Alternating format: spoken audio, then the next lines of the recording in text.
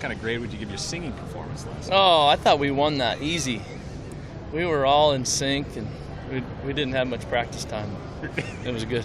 Have you performed like that before, ever? First time karaokeing? No, I've actually partaken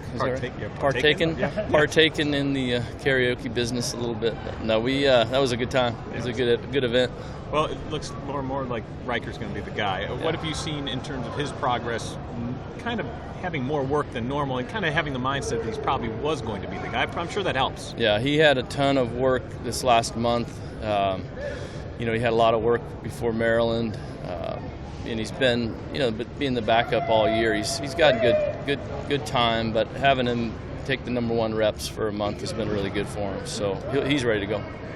He's looked like he's playing probably his best football. And you've mentioned that the game plan doesn't change drastically. Obviously, some of the quarterback design runs may be out, but it kind of do what you do, right? Yeah, that the plan, like we talked about that earlier, hasn't really changed a ton.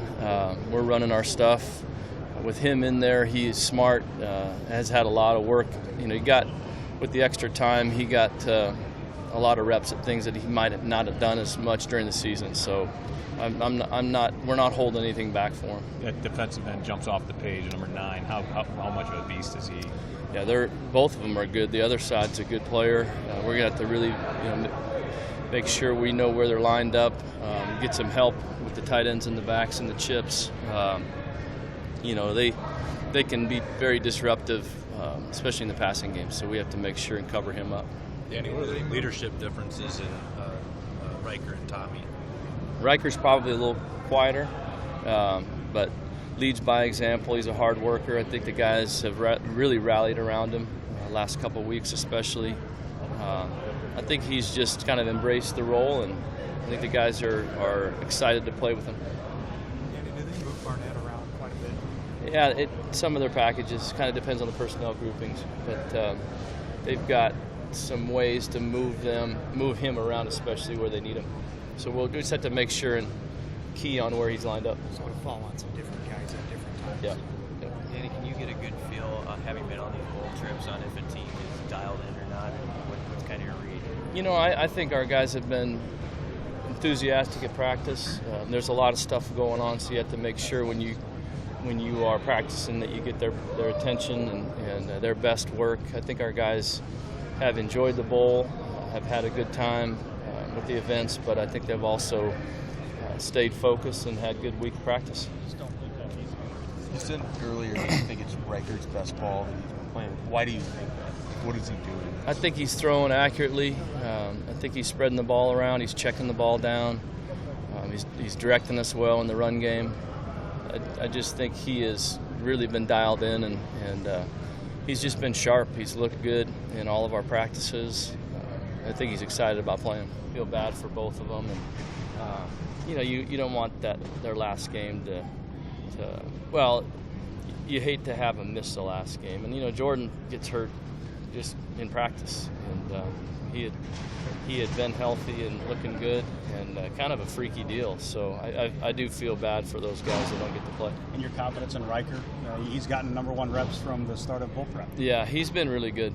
I've been excited how he's looked. I think he's played well. He looked good in practice for a month now. So I'm excited for him. I think he's ready to play. This will be his 3rd start. So I think I said this earlier, but he's playing his best football.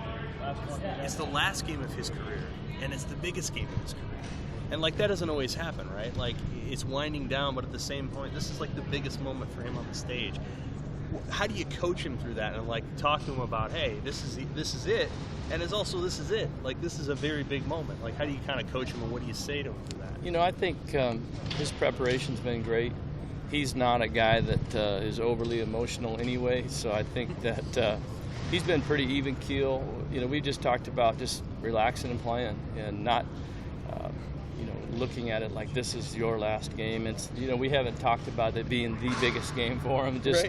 Just another game, and I think that he's got a pretty good attitude that way. He's not going to get 2 up or 2 down with anything. He's been pretty steady. Before you guys even started, your first season here, he left the team, and you didn't know if he was going to come back or not. He did, and how glad are you that he did? A, Yeah. and B, when you look back on that time, what was kind of the clincher for him coming back and now being in this spot? I think just continue to stick with it. It's hard as a backup.